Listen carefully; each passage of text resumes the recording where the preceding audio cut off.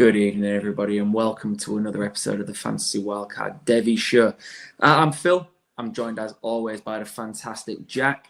Can you believe it's been 2 weeks since we last did this, Jack? Like 2 weeks, and so much has happened. How are you getting on, man?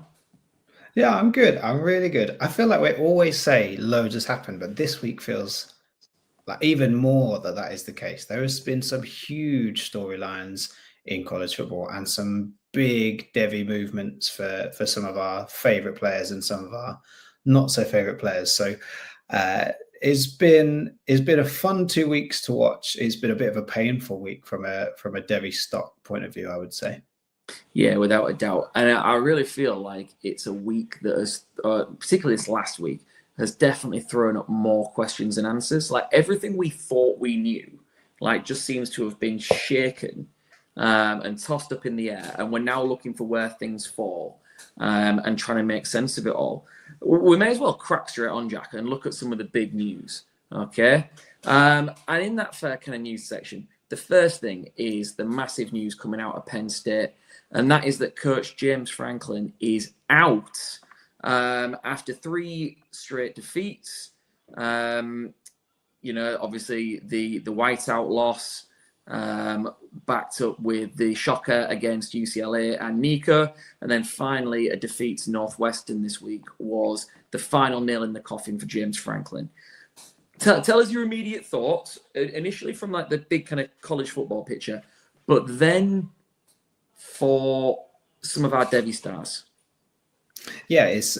Can you imagine? 2 weeks ago, we definitely didn't see this coming. They were leading in overtime against Oregon in a whiteout. They were a top 5 team in the country, and then we have 2 weeks between recordings, and they've lost to an 0-4 team, and they've backed that up by losing a second game in a row against a team they were 20 plus points favorites over, according to Vegas. So a terrible couple of weeks for Penn State, a hangover maybe from that Oregon game, but Franklin didn't survive it. And I guess this is, wider picture. You say James Franklin is an excellent football coach. He's an excellent head coach who took Penn State from a period of time where they were really in turmoil. They were in a bit of controversial circumstances. We're not going to do a history lesson on it now. Google it. Do a Kirk Signetti, and we'll get on to him later. But Franklin took Penn State from the gutter to the top echelons of college football, where he hasn't quite been able to push Penn State over the edge. And it's one of those cases where you're the victim of your own success. James Franklin has taken Penn State to a position where the expectations are so high and he hasn't quite been able to meet them. And I just didn't see this coming, partly because he has a $50 million odd buyout clause in his contract. So somebody has stumped up that money. Now there's rumors going around about who that was and why that happened. And those things concern me for the wider picture of college football. There's the idea that Adidas, as Penn State's new uniform sponsor, have pushed him out the door or stumped up the money for James Franklin to leave. There are rumors about the private equity consortium that are trying to buy a stake in the Big Ten. That kind of deal may be being done verbally, and therefore there is money to spend that Penn State have used for this. Neither of those are good situations, if I'm perfectly honest. And we won't hypothesize on that too much because we don't know what's going to happen, but we will tackle those as they come. For James Franklin, I think he will easily walk into another job pretty much wherever he wants, where there's an opening. And I think this puts a few coaches who were kind of about to get off the hot seat back on the hot seat. I think there's some big time programs that will be looking at this thinking, oh, we don't have to pay that massive buyout to Penn State to get James Franklin. We can hire him for free. We can give him a contract, but we don't have to pay anything to get him. So you've suddenly got a few coaches at big time programs, especially in the SEC. There's a few programs there that would like a head coach with James Franklin's pedigree, especially the way that James Franklin has been able to build a culture in a locker room across multiple years. I'm not worried for James Franklin. He's it's gutting for him. He obviously didn't want this. He didn't want to leave. He didn't want to go from Penn State, but he will be fine. So you've got to kind of weigh up the oh, I feel bad for him, but he's in a cutthroat business and he's got $50 million and he'll probably get another job. So yeah. Life's hard, isn't it?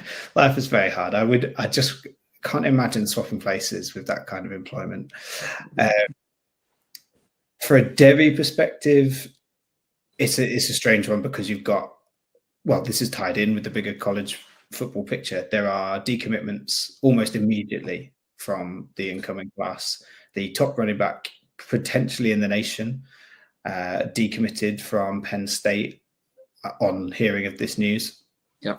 And he was a 2027 recruit, though, wasn't he? He wasn't for the next. That's true. Sorry. After. But even then, we're talking a major talent taking his skills elsewhere and deciding to reopen his entire recruitment process. Yes, and it obviously a coach being fired opens up the transfer portal to players almost immediately.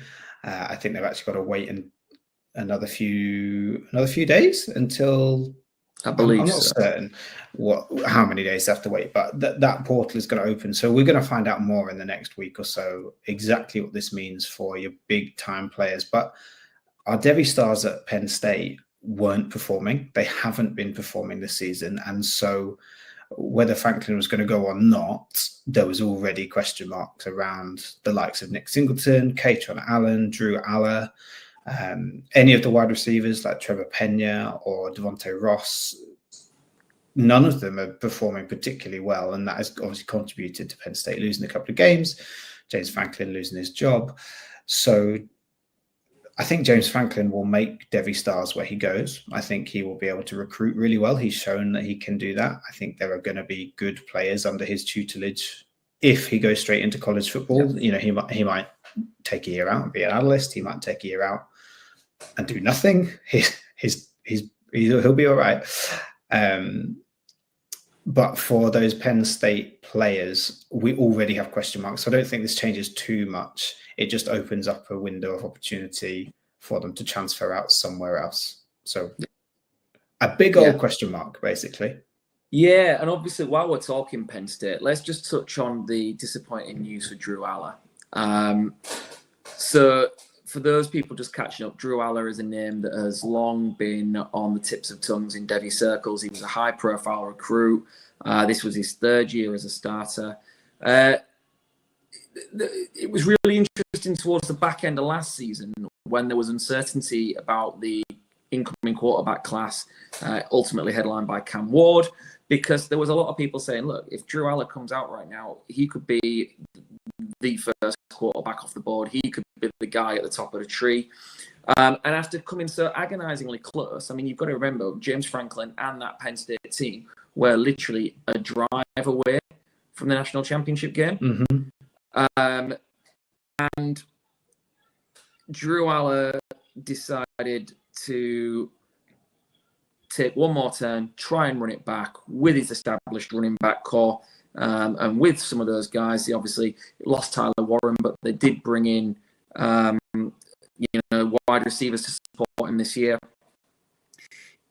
This just wasn't the way it was supposed to go for him. Now, we've been critical of Drew Aller and his development, and said, in fact, it was on our last show. We said, look, not seeing it. Don't think he's going to be that starting tier 1 Devy asset that we hoped as when he moves across to the NFL. We didn't think the capital was going to be there. And to be all intents and purposes, it kind of said, cool off. But this is a real blow. He's suffered a season-ending ankle injury. He is out of collegiate eligibility. And for now, a once much kind of lauded prospect, there's a lot of question marks about where his future lies. It's gonna hammer his NFL draft stock. It was already on the rocks given a lack of development this year. But now, who knows? And this is, we've said it before, whenever these guys get hurt, we can be critical of their performances. We can talk about them as fantasy prospects. But there's a young man there who, made a decision. He made a decision to stay loyal to that program to try and better his own prospects. And yeah, it just sucks. Yeah, it's one of the worst things about this sport, isn't it? It brings us so much joy, but the lows that a tough injury can bring at the worst time for Drew Allen is gutting, and we hope and pray that he recovers well, that his ankle heals well, that he, we don't know what his future in football holds, but we hope that he recovers well. It's just, it is gutting. The Devy fantasy side of it is insignificant in comparison, but it is a fact that it looks terrible for him right now. I don't think your stocks in Drew Allen have fluctuated. They have fluctuated a lot over the last 4 years, and now they are bottoming out, unfortunately. Yeah, very, very reminiscent of what happened to Jordan Travis, having a good season, being back on the NFL radar, and then that injury in a year where he can't go back to school. Just devastating for him. Absolutely. Well, on to happier news, and it seems really silly to talk about this one, but we're going on tour, aren't we, Jack? We are indeed. We spoke last episode about the Union Jack Classic. The news had it felt like it had just broken, and then suddenly tickets were available. And we had a little chat. We decided, you know what? We're going to go. We're going to meet in person and go to a football game. And I am absolutely buzzing. It is nearly a year away, but I am already flying ideas off the top of my head of what we could do that weekend. Absolutely. No, I just think it'll be interesting. Obviously, collegiate depth charts and rosters change massively year in, year out with NIL and with recruiting. But there are names already that we can look forward to seeing. I think it's fairly certain that Sam Levitt is going to be back at Arizona State with an eye on being a high quarterback pick potentially in the 2027 draft. So it'll be really, really good to get eyes on him. It'll be interesting to see what that Arizona State lineup looks like. Obviously, because Jordan Tyson is going to move on this year. How do they support Sam Levitt? And does it, I think the really interesting thing, and again, it's mad, isn't it? Looking a year away, is will at that point Sam Levitt be the one who elevates the guys around him, and what that looks like? So I'm absolutely delighted. I cannot wait to go. And I think we're gonna break out more of the gang as well, because I've heard rumours that some of the rest of the wildcard squad want to get involved as well. So we might make a weekend of it, mate. Hey. Absolutely. If any of our listeners or watchers are going or are thinking about going to the game, we would encourage you to do so and hit us up if you're considering it or you book tickets. And we'll, if you want to get tickets near us, you can shoot us a message and see if you can get tickets in the same block. Absolutely. We've not gone sideline front row. Don't worry. Yeah. We're not on James Franklin's buyout. That's it. So listen, obviously 2 weeks since we last met, amongst others. What games have really kind of grabbed your attention this last couple of weeks? Yeah, so, well, I mean, most of them are from this weekend, really. I mean, fresh in the memory, we've got the Red River rivalry. And we had Oklahoma going down to Texas in less than spectacular fashion. Really, I think that Texas defense really stepped up. John, I mean, there were pictures of his. So to paint the picture, he's had surgery on his hand. His thumb was heavily strapped up, his throwing hand, that is, and there were moments in the game where you could see that he was bleeding from that hand. So, some of the stitches maybe came loose or he took a bad hit. But Mattia, weirdly, it wasn't like his throwing motion or a lack of velocity on his throws that was the problem. His decision-making just wasn't what we've seen in the opening 5 weeks of the season. He was throwing balls into triple coverage and therefore being intercepted. So it felt a bit like they'd rushed Mattia back, but not necessarily from a physical point of view. It's almost like he's gone from out in the cold back onto the starting pitch. Do you know what I mean? When you haven't been able to be on the practice practice field.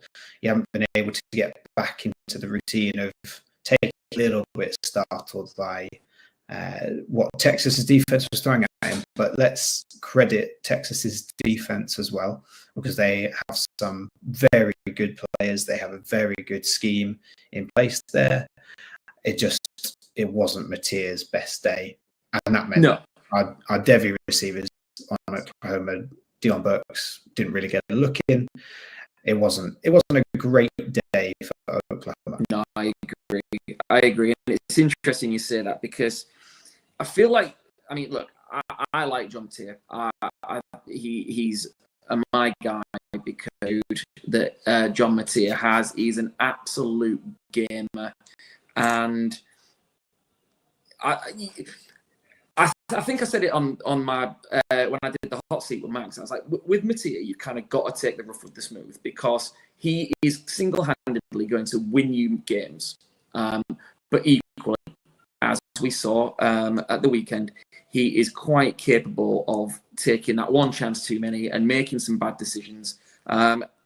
So like, while the ceiling I think is spectacularly high, particularly when you tie in the rushing ability, there's a high level of volatility in his performance as well, and we saw just what that can look like this past weekend.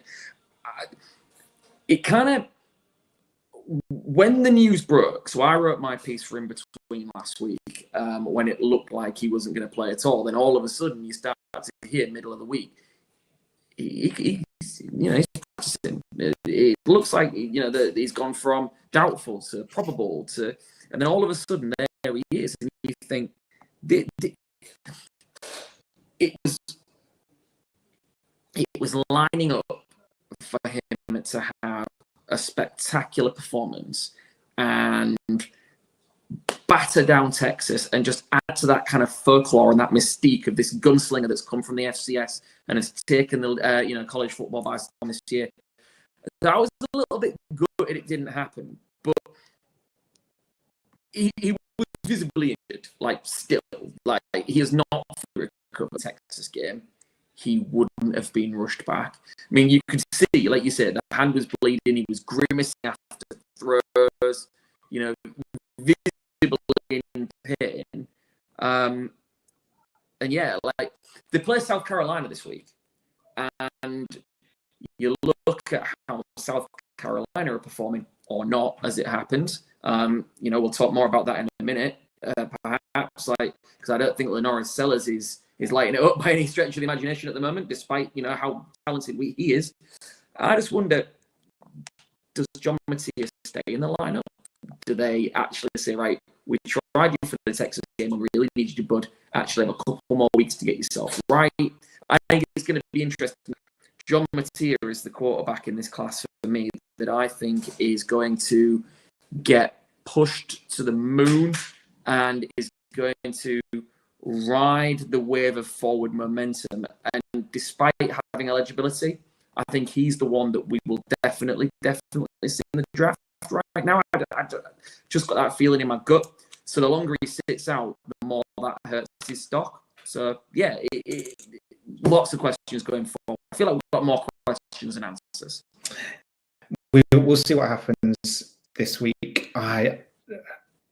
In my heart of hearts, I don't see John Mateer accepting being benched. Do you know what I mean? Like, if they said that if Oklahoma said that he was ready to play, he said he was ready to play, he's not going to change his mind.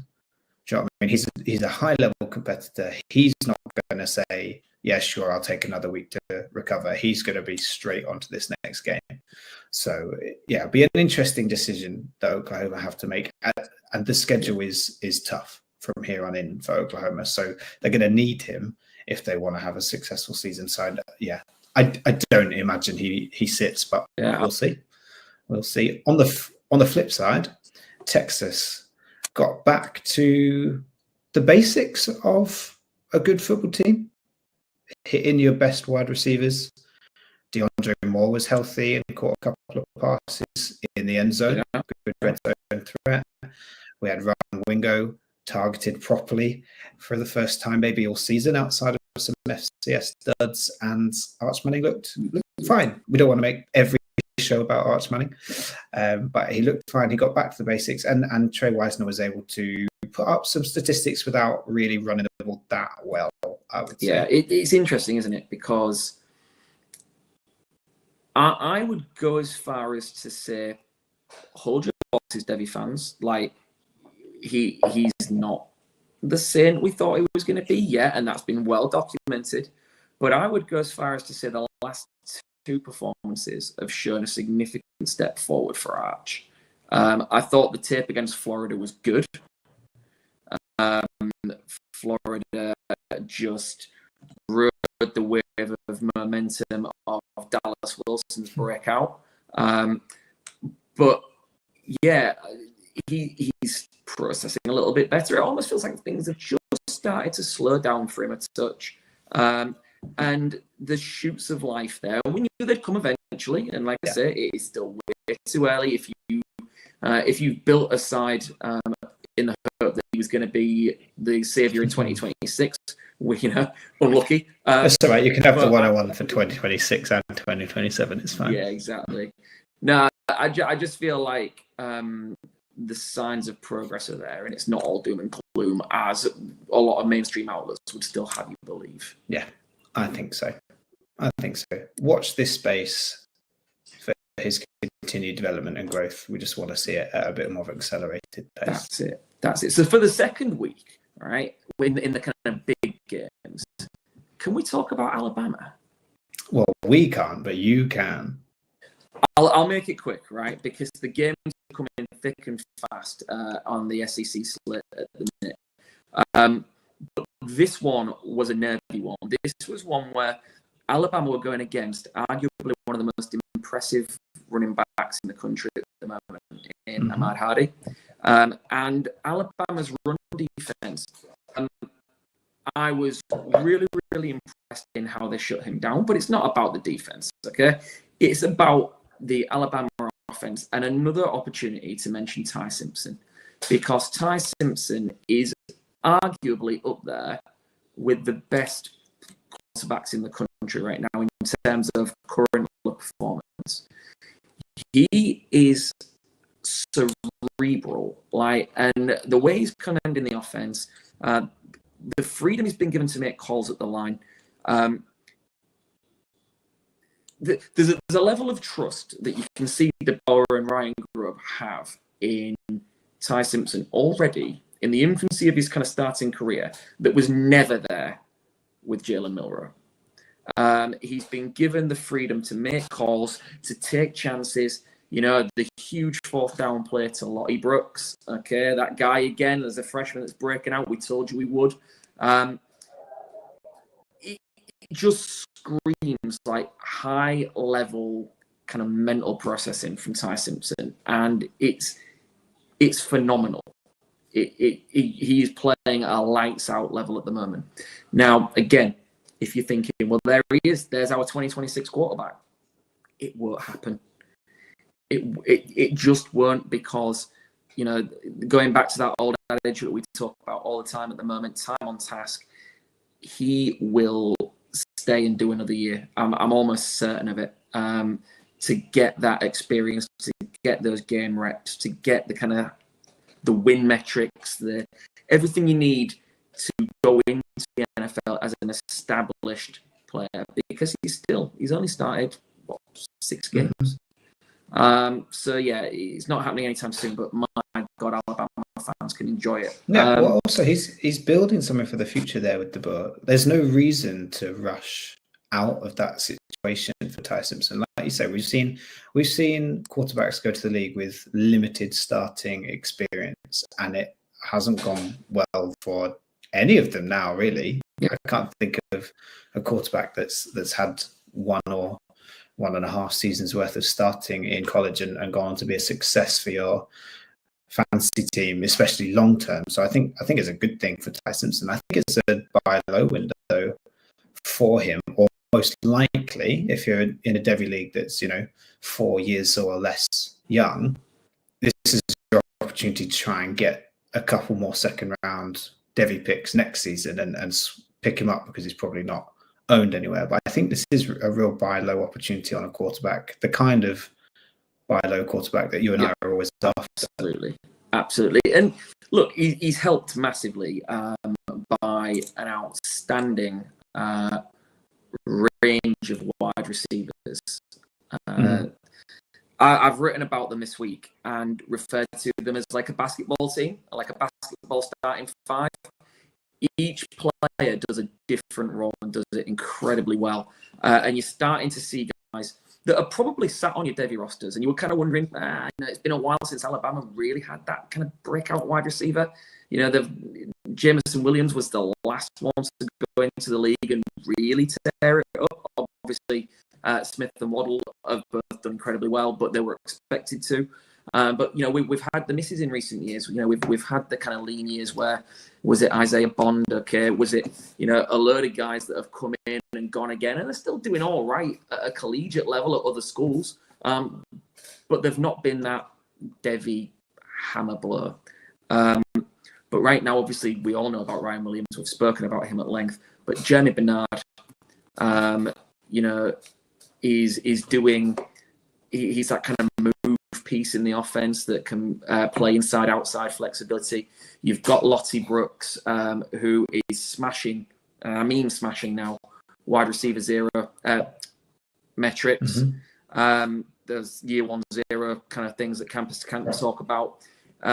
He is, and it was amazing, absolutely amazing. I go back to that fourth down play that kind of really sealed the game for Alabama and kind of swung the momentum of the tie. It was the freshman who made the play, the 29-yard reception on fourth down. You want those guys making those plays in big moments. He's that jitterbug kind of element to the offense. You've got the power forward in the kind of boundary guy in Isaiah Horton. And then you've got the tight end, Josh Cuevas, who I think is, if you play C2C, I think Josh Cuevas is a brilliant kind of waiver wire at the moment, particularly if it's a PPR, if there's any kind of tight end premium in it. He's playing really, really well. It's a fun time again to be an Alabama fan. The big games don't stop. It's Tennessee this week. I'm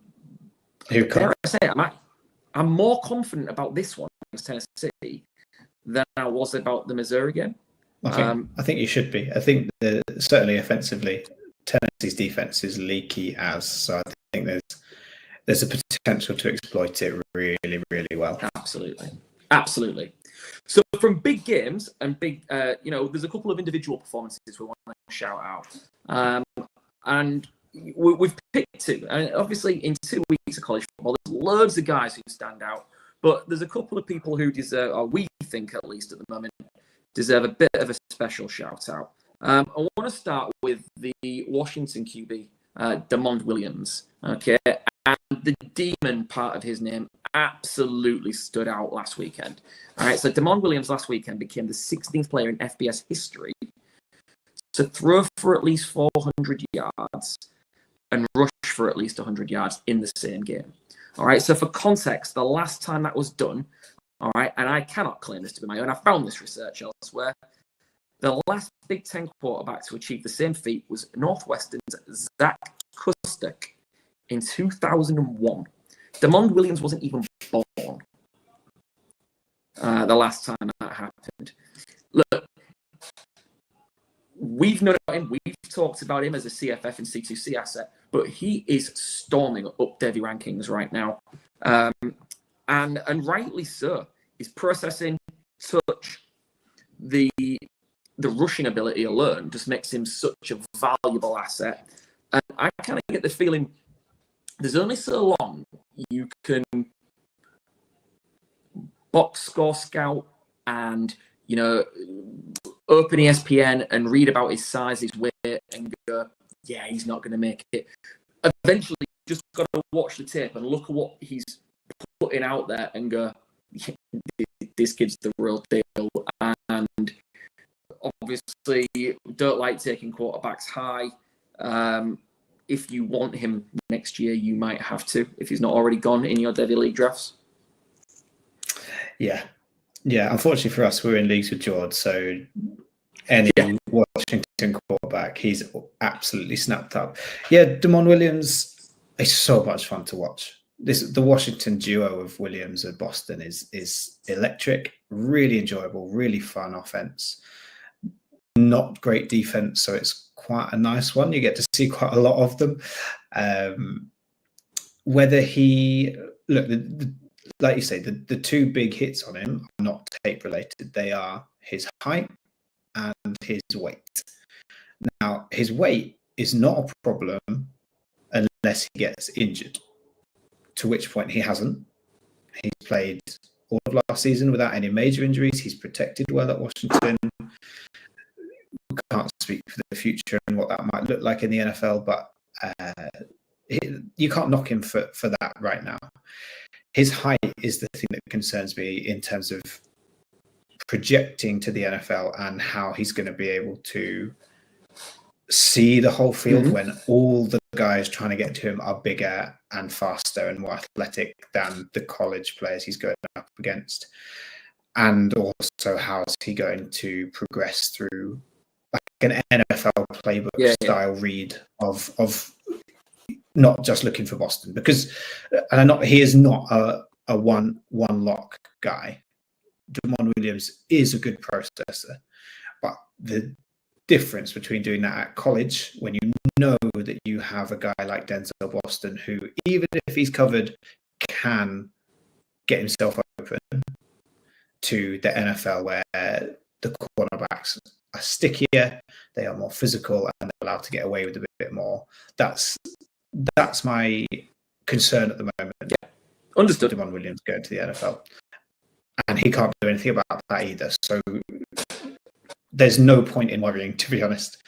We can just watch and enjoy, and if you've got stocks in him, enjoy it. And this is the kind of guy that, even though he's rising and rising and rising, he's the kind of guy that you kind of want to hold and not sell, because the ceiling's so high, but also it's really fun to watch, and it's a bit of an unknown as to how well he could do and how highly he could be judged. Agreed.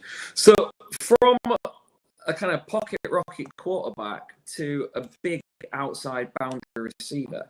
Now, obviously, Indiana are pulling up trees at the moment. The win against Oregon last weekend was spectacular in terms of just making us sit up and appreciate where they are as a program. I kind of felt like last year they did it all by being organized, everyone understanding their job, and each player doing their job better than the opposition, kind of outwork you and be textbook on the X's and O's.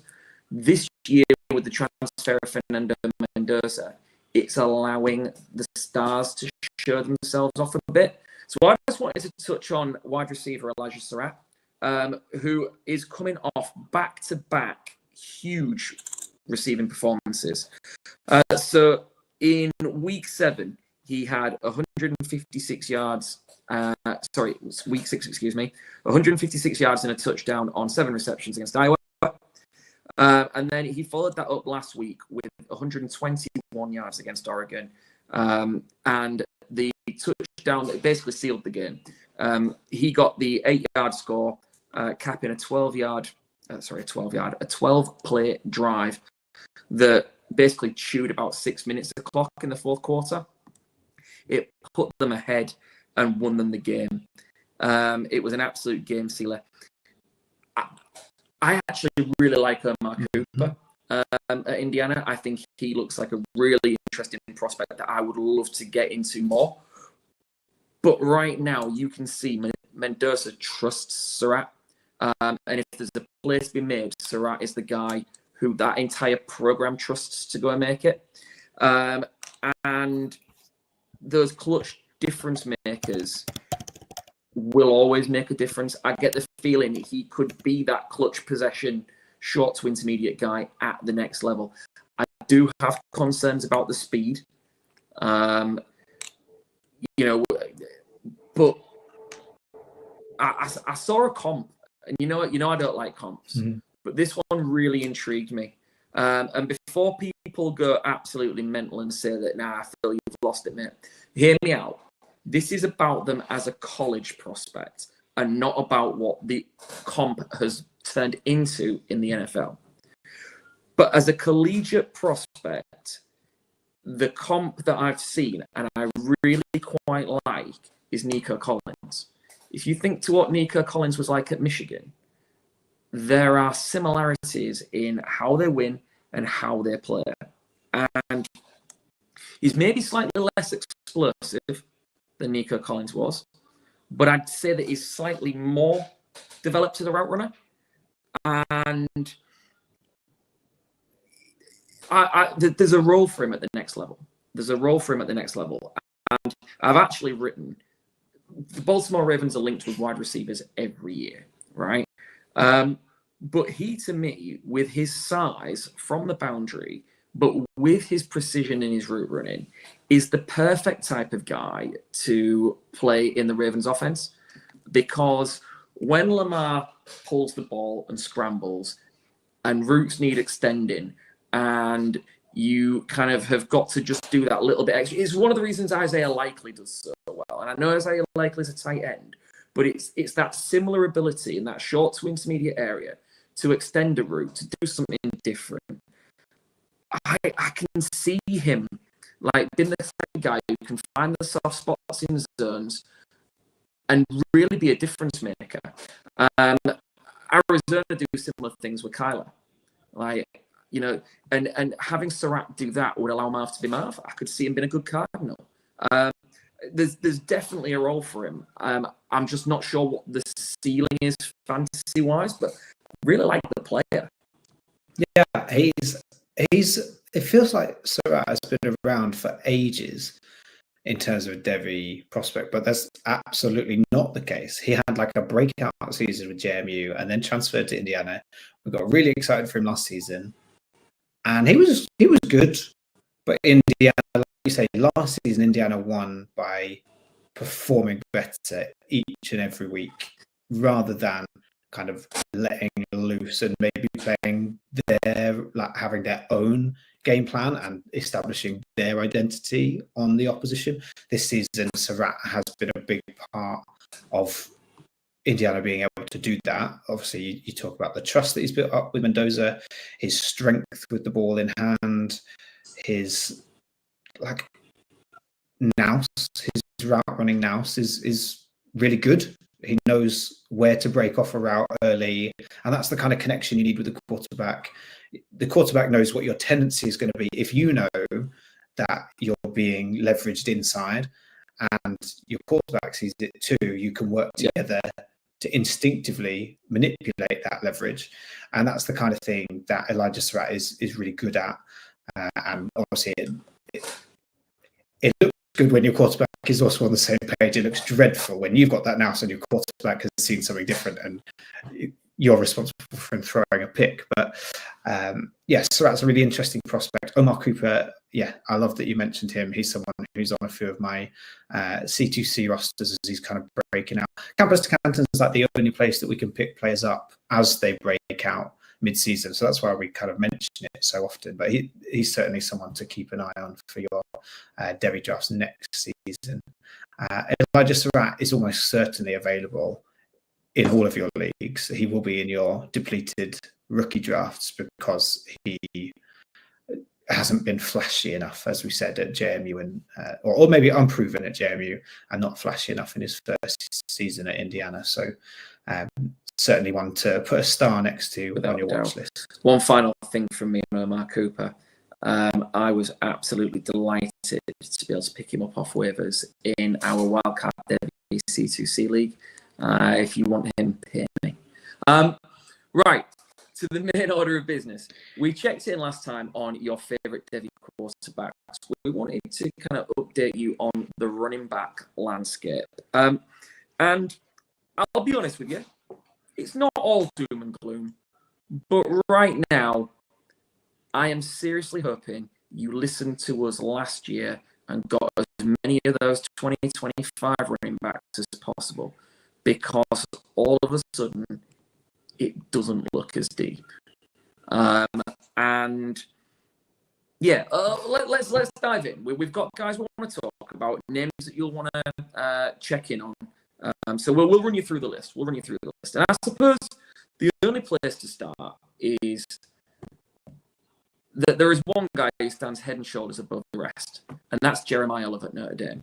And I've called this little section, Love is all you need, because if you've got him on your Devy rosters at the moment and are waiting for him to enter the NFL, you can feel really good about having what I would say right now is the only guaranteed running back one type performer that exists in college football at the moment, that I can safely say is going to be a bell cow, all-purpose back in the NFL.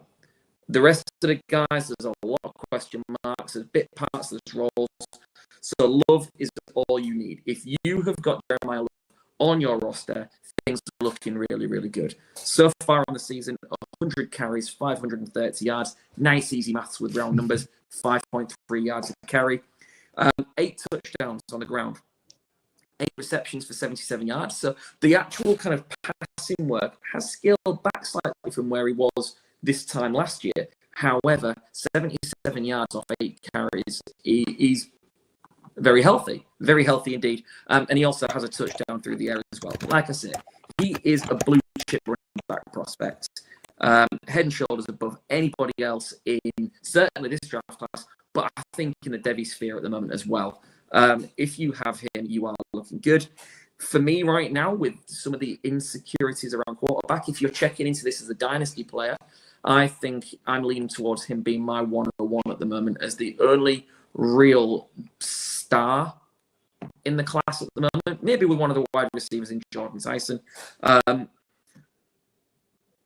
But yeah,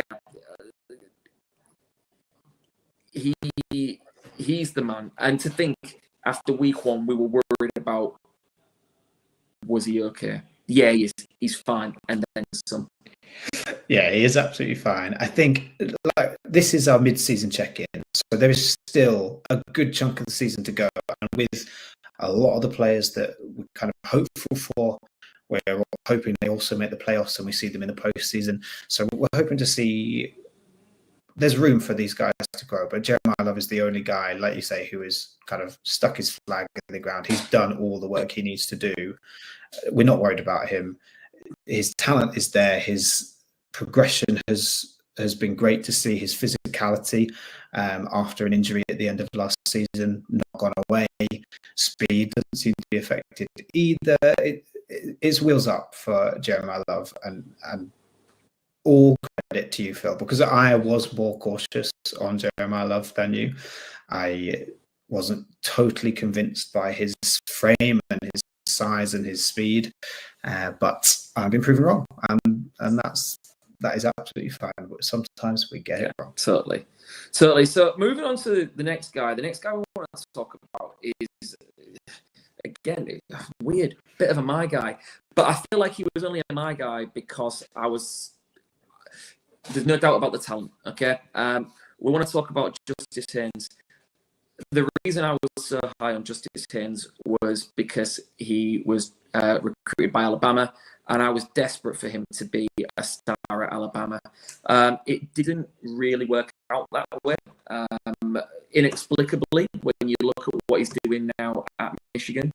And I really feel like justice has been served because we're starting to see that there is a very good running back prospect there. Can I tell us about what you've seen from him so far? Yeah, Haynes has kind of done what we hoped he would do. He's taken over that running back room. He's clearly the one and really only guy. You've got a freshman in, I believe it's Anthony Marsh, who's there, kind of giving him a breather every now and then. But Justice Haynes has got that bell cow role at Michigan, and he's using it well. He is 11 touchdowns on the season so far on the ground, which is very impressive. 518 yards off 95 carries. So good statistics in an offense that can clearly run the ball better than maybe some thought they would be able to this year. Haynes looks fairly dynamic in his change of direction. His patience behind the line is good. He doesn't necessarily need to use it too often. I think the running scheme at Michigan is quite good at, they know where the gap is going to be, so the running back can hit it. But Haynes is not hitting it blindly. He's being patient. He's seeing it open and he's hitting it at the right time. Yet to see No, that's not true. We have seen some of his home run ability. He's taken some long runs to the house. I'd like to see a little bit more, but we always would. We always would like to see that home run ball every game, which we're not going to. Haynes is one thing we thought as a recruit was that he'd be quite good as an all-round back, someone that could catch passes out of the backfield, could run a few short and intermediate routes, and that's the move to Michigan basically ruled us out of seeing that.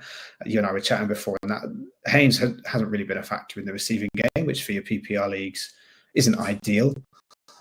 But Michigan have a quarterback who is quite happy to, Bryce Underwood is very good at feeling the pocket around him. He knows when to escape, and he doesn't like to dump the ball off to the running back. He'd rather run it himself.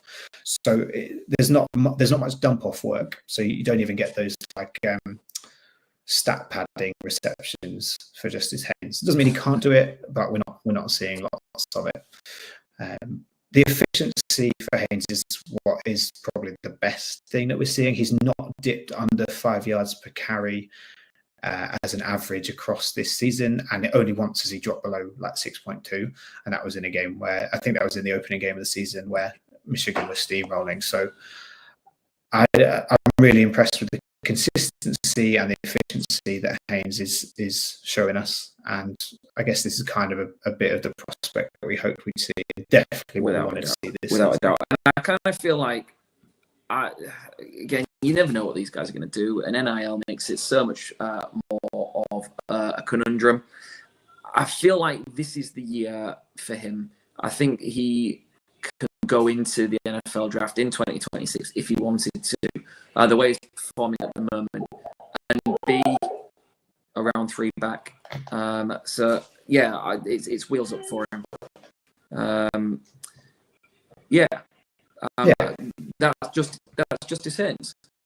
I think he's potentially that running back too in the 2026 class in the NFL. As good a chance. He's certainly positioning himself. As good a chance as anyone.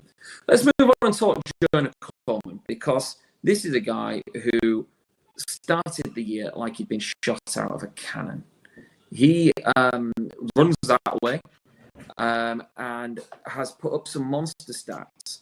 So Jonah Coleman has 95 carries for 518 yards and 11 touchdowns on the receiving game, and this is where there's a big difference. When you're talking about your potential RB2s right now, I think you've got Justice Haynes or Jonah Coleman, depending on your flavour.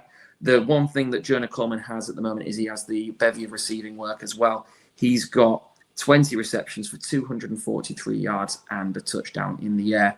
So tell us, Jack, about Jonah Coleman.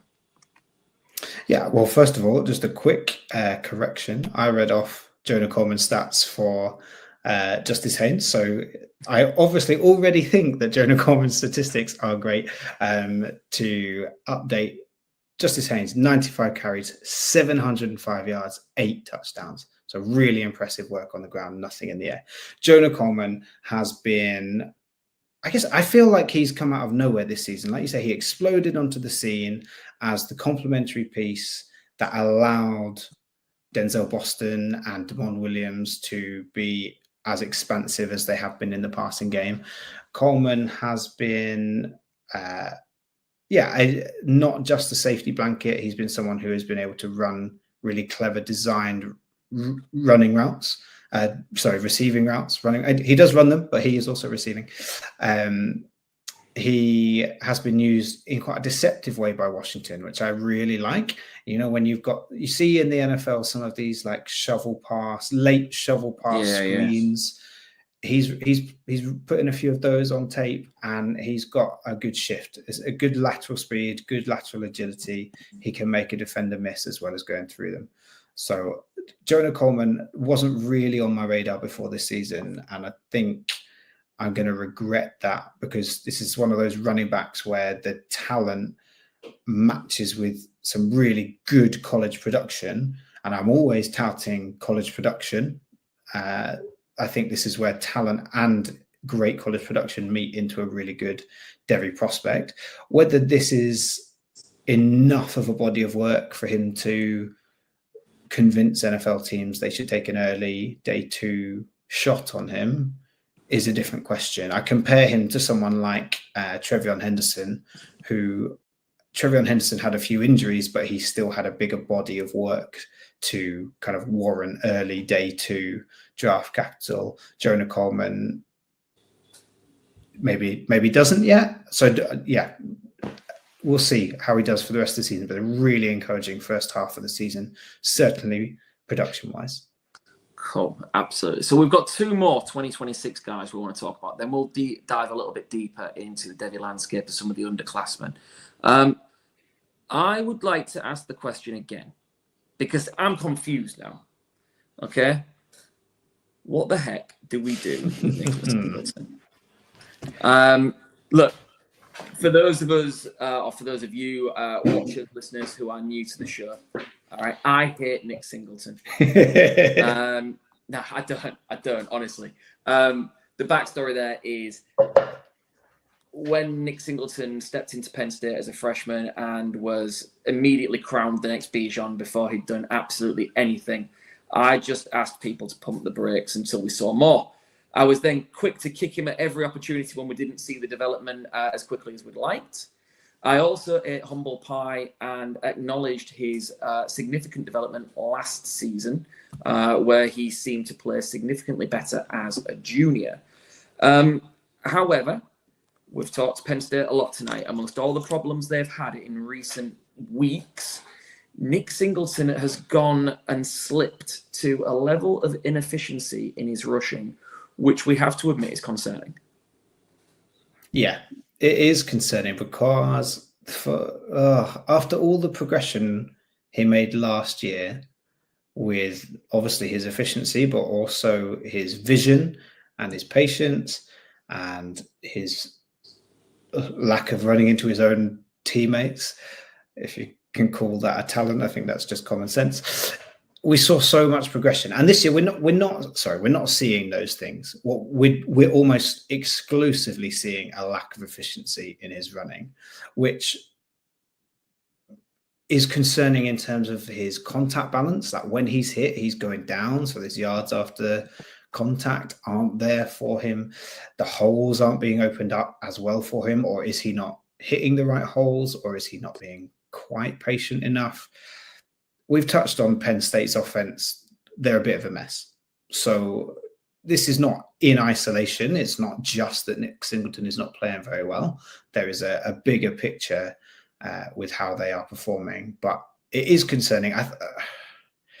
We relit the fire of the Nick Singleton hope last year, but he seems to be kind of turning the gas hob down to a little flame right now.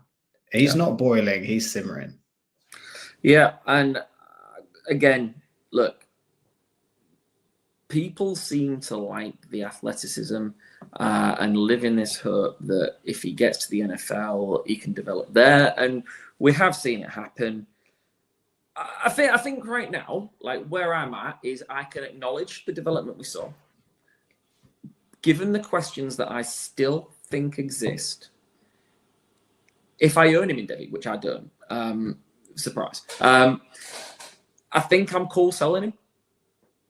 I don't think I think I can get more still on the name and the hope that the athleticism he carries can help him be successful in the NFL. I think I'm cool at this point selling him. Yeah, I can't see him getting better than day 3 draft capital. No. I think you're looking at round 4 as a best case scenario, and that I don't have the statistics in front of me, but the likelihood of a round 4 running back being an RB1 or even an RB2 is low, even in this world of NFL running backs where anyone, Rico Dowdle, I'm looking at you, can be an RB1. So I'd be happy selling. I think last season was the time to sell, which is exactly what I did, and trade him straight up for Trevion Henderson, which I was delighted with. So Still waiting for that to pay off on the NFL side, but as he gains more trust, hopefully Henderson can prove that I got the right side of that deal. Yeah, you're right. And again, we say, you're right. The peak time to sell him was last year, when all of a sudden we saw the kind of uptick in his development. Now, for me, is the time, because, like you say, once he gets day 3 draft capital, you are selling at pennies on the dollar. You might as well just sell him now and cut your losses. And if he turns out good, hey, re-roll, reinvest, and live to fight another day. We wouldn't be doing our job then, Jack, if we didn't put a name out there that people might not be as familiar with. There is a guy at the moment at UTSA, Robert Henry. And he was, we've known him in CFF and C2C circles, but I feel like now he could be the belle of the depleted rookie draft ball, the way he's playing at the moment, because we have to be wary of running backs that just pad the stats if the tape doesn't back it up. But I think we've both been quite pleased in what we've seen from Robert Henry, and we think there's a guy there who could end up being a bit of a steal. Yeah, I think so. So UTSA are one of those teams that I have a slight homerage for. They produced Sincere McCormack, who gave me the my first ever college fantasy football title. And Sincere McCormack, or McCormick, obviously had one game at the Raiders where he became fantasy relevant and has since slipped away from that. But Robert Henry is, I want to say he's different. I want to say the production and the tape look better than even those players, that arguably even than RJ Harvey's tape looked at UCF. Now that's quite a big claim, because RJ Harvey is the darling of ours and of many in the NFL. So it's a big thing for me to say. But Robert Henry, yeah, he looks exciting. His production's there. So 92 carries, 730 yards and 8 touchdowns. He's also getting some receiving work, which you haven't necessarily seen from UTSA running backs over the last few years. 14 receptions. It's super efficient on these 14 receptions, 105 yards on 14 receptions and 2 touchdowns. So that's really good to see as well.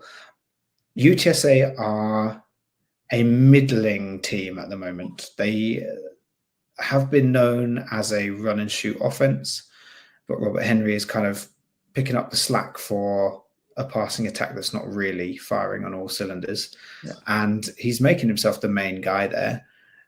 I don't know how this is a name that people wouldn't have heard of, a name that could bottom out, but could be something. It's not someone we're gonna stake a claim on and say this guy is going to be XYZ. No. But he's got a chance. Absolutely.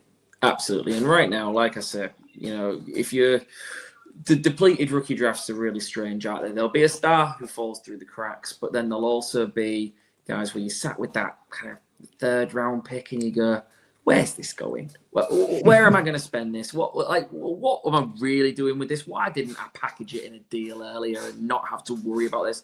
If you've got it and he's there, he's the type of guy I'd be quite happy to spend it on, I think. Yeah, if you got taxi spaces on your roster, this is the perfect guy to put on there. Yeah, absolutely. Right, let's dive out of 2026 then, Jack, and that immediate incoming class. Let's look further down the Devy pipeline at some of the underclassmen, because again, I feel like at the moment we're getting more questions than answers. One of the few guys who does seem to be emerging as a bit of an answer though is Jaden Bohr down in Florida. And I've written there, this guy is a bully. Like, he is physical, quick, and contributing down in Florida. So, yeah, tell us what you've seen from Jaden Bohr. Yeah, a guy that's not quite as big as maybe he plays, but he is physical. He looks for contact. Well, sorry, that's probably not fair. He doesn't look for contact because we don't want to see that in a running back. But he's a running back that's not afraid of contact. He's not afraid of a stiff arm, of a strong tackle. And Florida have kind of used him really confusingly the first 3 or 4 weeks of the season. But the last couple of weeks, he started to be trusted a bit more. He's been given more totes of the rock, and we're seeing really good production from him. He's physical, he's fast, he's able to outmaneuver quarterbacks. So that I'm thinking of a few runs where he's not bounced it to the edge because the designed run was to the edge, and he's able to get there without giving it away to the corner that's where he's going before the snap, or even when he first gets the ball, and that allows him to leverage and get to the corner of the end zone. There's a few touchdowns he scored where I've seen him kind of almost just run in a straight line to the corner, but the defenders aren't able to catch him because he's leveraged them really well, or he's fooled them with his technique. So yeah, some really good things I'm saying. I definitely need to watch more of Jalen Bell. Without a doubt. And he's certainly the one at the moment in that kind of 2027 class, as it were, or first eligible in 2027, where I feel comfortable if I've invested, I think, because I feel like there's more to come, and that we're only just starting to scratch the surface. Cool. Let's keep this thing rolling, because the next thing I want to talk about is a guy who burst onto the scene as a not very high-profile recruit last year. I want to talk about Isaac Brown at Louisville.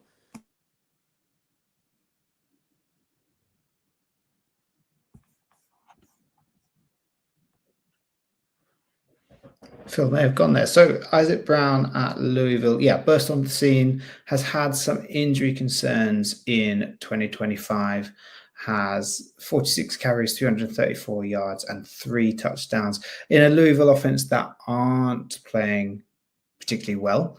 I would say Louisville have struggled a little bit and haven't quite lived up to the expectations from last season, where they did really well. Isaac Brown, we like what we've seen. We've got a bit more to come from him. I'm going to move us on. If Phil rejoins us, he can top us back up on Isaac Brown. But I'm going to move on to talk about a couple of situations where we've got maybe a surprise in the running back room that's kind of taken over.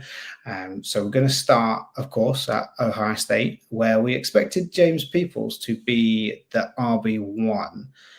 And it absolutely hasn't turned out well for him. James Peoples hasn't really earned the trust of the coaching staff, clearly, and is not being efficient with his touches either.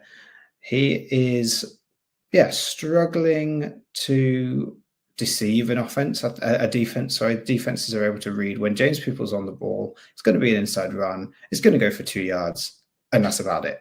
We'll wash our hands and we'll leave it there. On the flip side, Bo Jackson, the freshman running back, has started to take advantage, not necessarily statistically, because this is clearly still a timeshare with CJ Donaldson and Bo Jackson and James Peoples, but Bo Jackson has managed to show why he has earned reps and arguably the starting job at Ohio State in a committee. But Bo Jackson is looking great through the tackles. He's looking really good at finding space between the guard and the tackle in that B gap, in that C gap. Bo Jackson is flashing potential and is going to, in my opinion, take more and more of the running back snaps as the season goes forward. So one of those really exciting opportunities where we've got a freshman running back who, where do we rank him amongst running backs in Devy? He's, his potential is sky high. Does that mean that actually he elevates himself up into the top 5? Because we're not sure about so many of these running backs. We'll see. Phil's back. Phil, please enlighten us a bit more on Isaac Brown, because I did my best, but I haven't seen much of him this season. Yeah, so look, Isaac Brown is an electric runner. Really piercy, shifty, fast-twitched running back, slightly undersized. Hence the reason he wasn't really on many Devy radars in terms of his recruiting as a freshman, but he burst onto the scene last year. He does contribute well in the passing game. He's just been banged up. Like that's the long and the short of it. We haven't seen it, and I mean that's absolutely killed my tadpole ball team. But that's another story for another time. Isaac Brown, yeah. Look, in Devy, there's an awful lot of what have you done for me lately, and the reality is recently he hasn't. He started to see an increase in snaps last weekend. They've started to get him back on the field, so I'm hopeful that in the second half of the season, we can start to see him pick up and get back to some of the form he showed as a freshman, because the upside's tantalising. It is. And I would say Louisville have kind of struggled all round as a program compared to last season. They need Isaac Brown back, but I think Isaac Brown also needs the rest of that offense to start clicking. Yeah, for sure. Fab. We'll go on to LSU running back Caden Durham, and this is a guy, I'm sorry, I'm just going to say it, this is a guy that needs to transfer because LSU cannot run the ball and the coaches do not want to run the ball. That is basically all that there is to say about LSU right now in the run game. Caden Durham is too talented. This is one of those scenarios where he's not being productive, but we can see from the tape that he is not the problem. We spoke about Nick Singleton. We're not certain what the biggest problem is, but we know that Nick Singleton is part of that problem.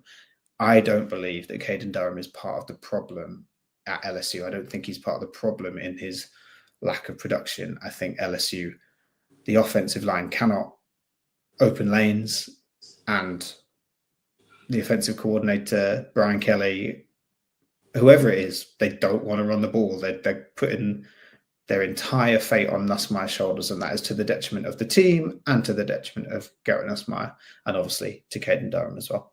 Yeah, 100%. Never has the transfer portal looked better, because, man, he's the lead guy in that backfield, in that kind of position room. But then you've also got talent like Harlan Berry sat there.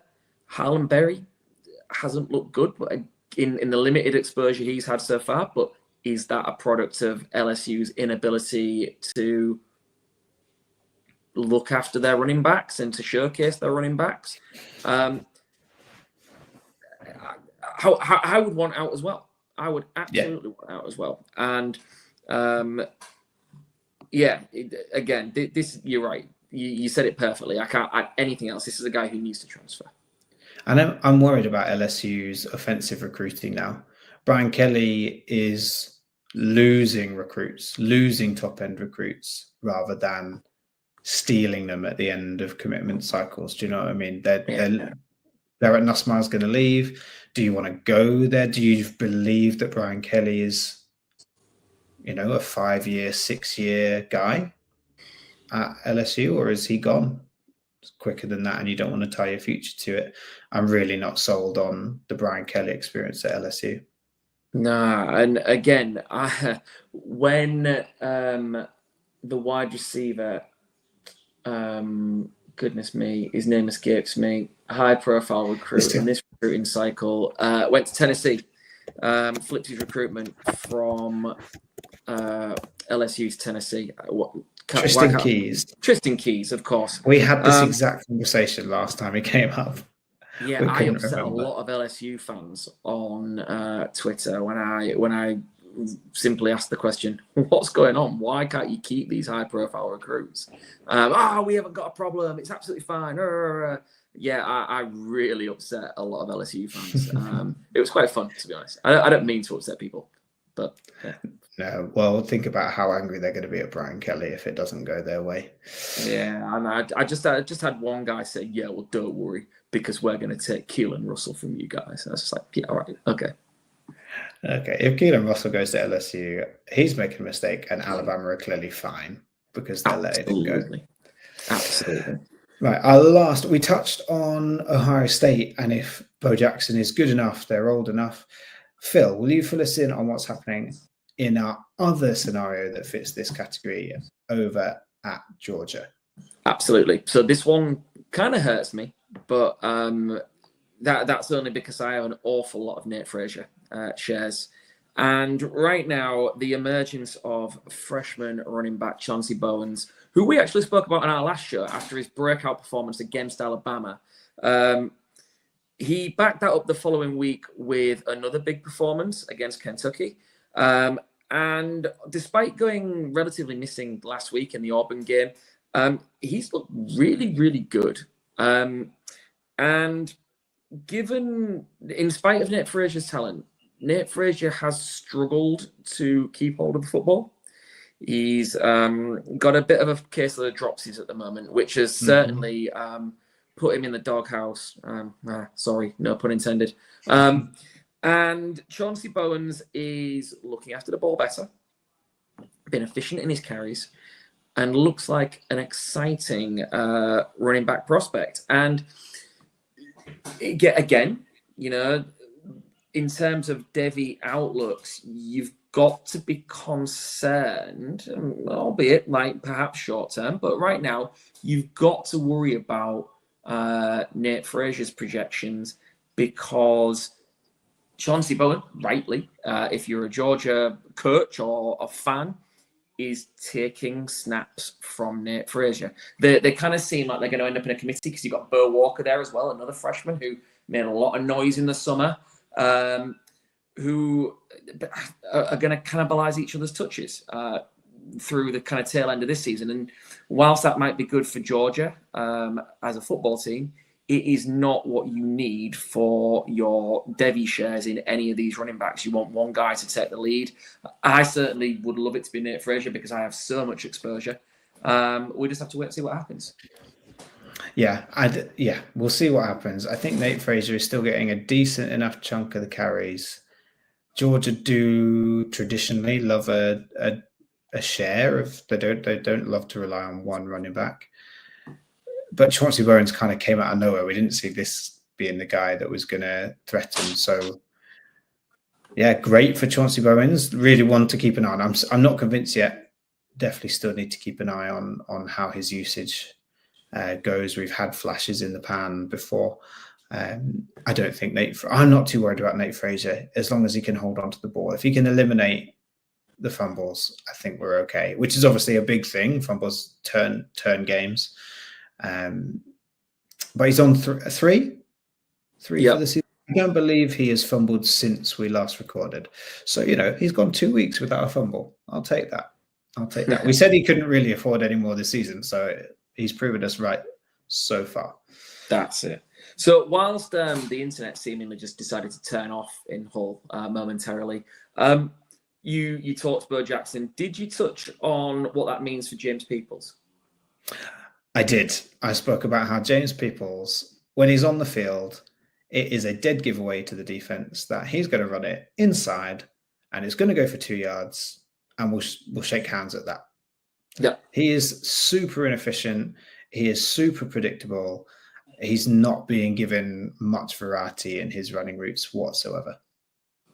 That's it. So there you have it. It's not all doom and gloom. But really, I'll go back to what we said at the very start. In terms of the Devy landscape for running backs at the moment, all you need is love. Love is all you need. Someone should make a song like that, shouldn't they? They should. They absolutely should. If we had the copyright to it, we'd add it to this episode. Players out. Jack, where does an hour and 14 minutes go? It's always great chopping it up and talking ball. We should do it again sometime. Say a fortnight? Say a fortnight. Let's do it. Let's check in on some wide receivers next time and give our slightly after mid-season check-in on those 26 and 27 and maybe even the 28 wide receivers. Absolutely. In the meantime, if you don't already, what are you actually doing? You should go right now and go follow us at Wildcard Devy on X. You should, if you don't already, follow the entire squad at Fantasy Wildcard on X and YouTube. Go and check out the amazing work that the Dynasty team are doing. Go check out the fantastic Dynasty Hot Seat with Mags. Go check out Fantasy Pancake and Lewis and all the extended family. There's so much quality content coming out. If you've not seen them yet, the gaffer, Kev, right, is putting out some amazing work for DLF with his Dynasty Marketplace series. Make sure you go and check it all out. Until then, Jack, say bye to the people. See you later. Peace.